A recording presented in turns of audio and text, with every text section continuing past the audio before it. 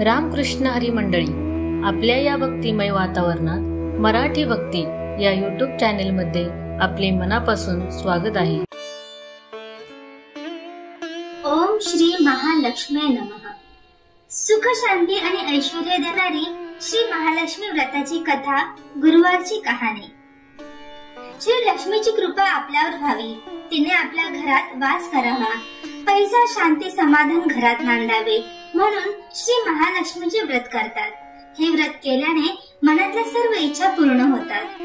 श्री महालक्ष्मीची अनेक नावे, अनेक रूपे आहेत.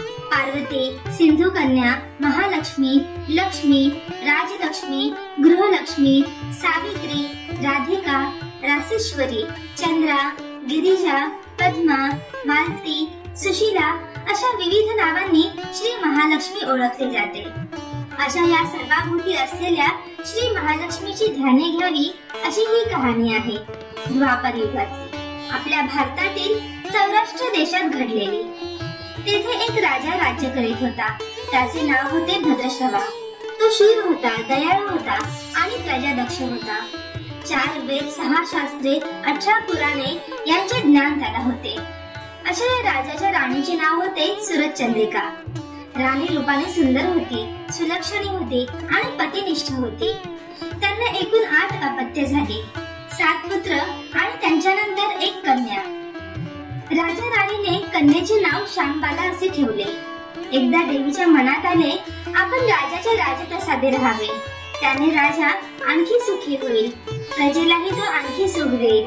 गरीबाकडे राहिले तर सगळ्या संपत्तीचा तो एकटाच उपभोग घेईल. म्हणून देवीने एका म्हातारीचे रूप घेतले. फाटकी वस्त्रे ल्याली, आधारासाठी हातात काठी घेतली आणि काठी टेकत टेकत ती राणीच्या महालाच्या दाराशी आली. तिला पाहताच एक दासी पुढे आली. तिने म्हातारीला विचारले, कोण ग बाई तू? कुठून आलीस? काय काम काढलंस? तुझं नाव काय, गाव काय, काय हवं तुला?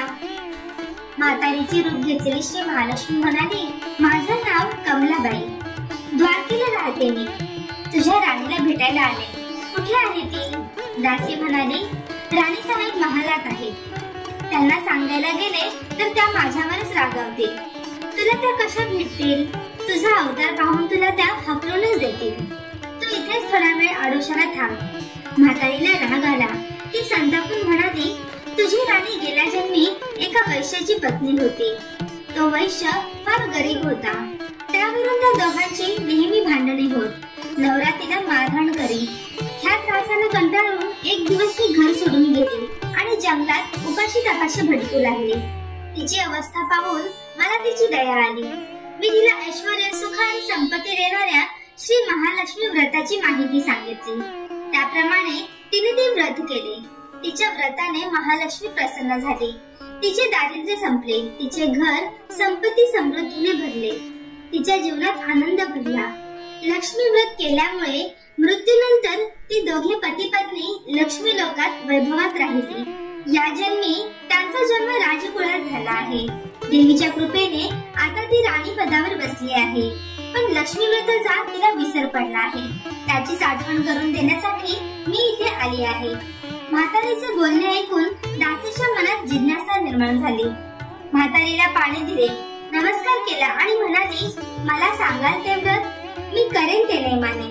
उठणार नाही, मारणार नाही, घेतला बसा टाकणार नाही. म्हातारीने दासीला लक्ष्मी व्रताची माहिती सांगितली.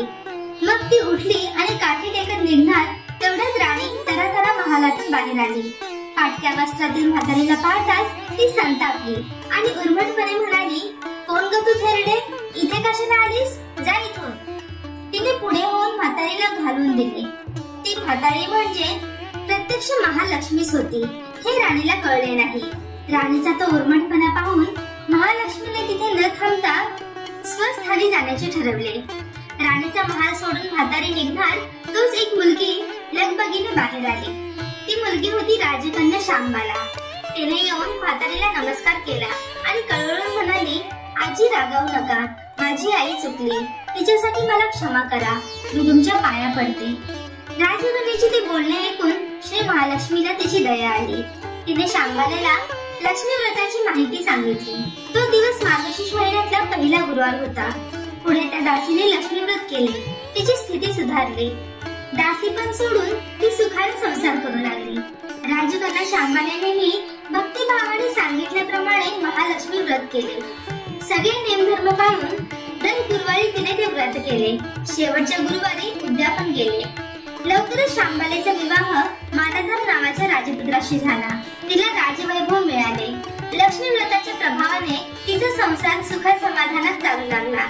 पण इकडे भद्रश्रवा व राणी चंद्रिका यांना हळूहळू वाईट दिवस दिसायला लागले. त्यांचे राज्य गेले. त्यांचे सगळे वैभव ऐश्वर्य लयाला गेले. चंद्रिका राणी होती ती स्थिती आता बदलली. अन्न पाण्यालाही ती महाग झाली. भद्रश्रवाला फार वाईट वाटे, पण तो तरी काय करणार. एक एक दिवस चिंतेत उगवत होता तसाच मावळत होता. एक दिवस भद्रश्रवाला वाटले मुलीकडे जावे, तिला पाहावे आणि 4-8 दिवस तिच्याकडेच राहावे. त्याप्रमाणे तो जावयाच्या राज्यात आला. चालून चालून तो खूप दमला होता, म्हणून थोडा वेळ विश्रांती घेण्यासाठी तो एका नदीच्या काठी बसला. राणीची दासी नदीवर येत होती. तिने भद्रश्रवाला ओळखले. दासी धावत महालात गेली. राजाला बातमी सांगितली. शांबालेलाही हे समजले. शांबाला आणि मालाधराने रथ पाठवून भद्रश्रवाला मोठ्या मान सन्मानाने राजवाड्यात आणले आणि त्याचा आदर सत्कार केला. काही दिवस जावयाचा आणि मुलीचा पाहुणचार घेत भद्रश्रवा राजवाड्यातच राहिला. आता परत जायचे विचार त्याच्या मनात घोळू लागले.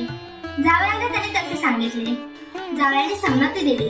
भद्रश्रवा परत जायला निघाला तेव्हा शांबालेने एक हंडा भरून धन पित्याला दिले. तो हंडा घेऊन भद्रश्रवा घरी आला.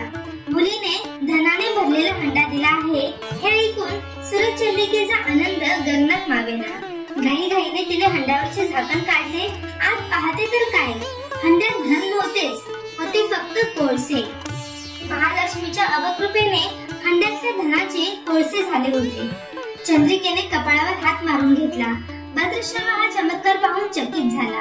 दुःखाचे दिवस संपत नव्हते, दारिद्र्याचे भोग सुटत नव्हते. सुरचंद्रिकेला एक एक दिवस काढताना जीव मेटाकुटीला येत होता. एक दिवस सुरचंद्रिकेच्या मनातही लेकीला भेटायची इच्छा निर्माण झाली. त्याप्रमाणे ती लेकीच्या घरी जाण्यासाठी निघाली. तो दिवस मार्गशीर्ष महिन्यातला शेवटचा गुरुवार होता. सुरचंद्रिका लेकीच्या घरी पोहोचली तेव्हा शांबाला व्रताचे उद्यापन करीत होती. शांबालेने आईकडूनही महालक्ष्मी व्रत करून घेतले. 4 दिवस मुलीकडे राहून सुरचंद्रिका परत आपल्या गावात आली. लक्ष्मी व्रत केल्यामुळे काही दिवसातच त्यांना त्यांचे पूर्वीचे वैभव परत मिळाले. राज्य प्राप्ती झाली. पुढे काही दिवसांनी आई वडिलांना भेटण्यासाठी म्हणून शांबाला माहेरी आली. पण बाप भेटायला गेला असताना त्याला शांबालेने कोळसा भरलेला हंडा तरी दिला होता, पण आपल्याला मात्र काहीच दिलं नाही. हा राग राणीच्या मनात होता. त्यामुळे शांबालेचे व्हावे तसे स्वागत कोणीही केले नाही. राणीने एक प्रकारे तिचा अपमानच केला होता. पण शांबालेला आईचा राग आला नाही. ती पुन्हा आपल्या घरी जाण्यासाठी निघाली आणि निघताना तिने पूर्वी बापाला दिलेला हंडा परत घेतला. त्यात मीठ भरले व तो हंडा घेऊन ती आपल्या सासरी आली. स्वगृही आल्यावर मालाधराने शांबालेला विचारले, माहेराहून काय आणलंस? शांबालेने बरोबर आणलेल्या हंड्याकडे बोट दाखवले. मालाधराने झाकण काढून आत पाहिले तर हंड्यात मिठाचे खडे. मालाधराने चकित होत पत्नीला विचारले, हे काय, या मिठाचा काय उपयोग? शांबाला म्हणाली, थोडं थांबा म्हणजे कळेलच. त्या दिवशी शांबालेने कुठल्याच पदार्थात मीठ घातले नाही. सगळेच पदार्थ अळले. मालाधर जेवायला बसल्यावर तिने त्याला सगळे पदार्थ वाढले. सगळे जेवण त्याला अळणे लागले. मग शांबालेने पानात थोडे मीठ वाढले. अन्न पदार्थात ते मिसळताच बेचव अन्नाला चव आली.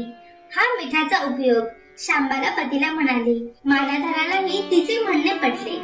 थोडक्यात जे कोणी महालक्ष्मी व्रत श्रद्धेने आणि मनोभावे करतील त्यांना श्री महालक्ष्मी प्रसन्न होऊन त्यांच्यावर तिची कृपा होईल. पण श्रीमंती आल्यावर सुद्धा माणसाने उतू नये, मातू नये. नित्य नेमाने श्री महालक्ष्मी व्रत करावे. देवीचे मनन चिंतन करावे, म्हणजे देवी सदैव तुमच्या पाठीशी उभी राहील, तुमची कामना पूर्ण करेल. महालक्ष्मीची ही कथा कहाणी गुरुवारची सुपर संपूर्ण. ओम श्री महालक्ष्मी नमः.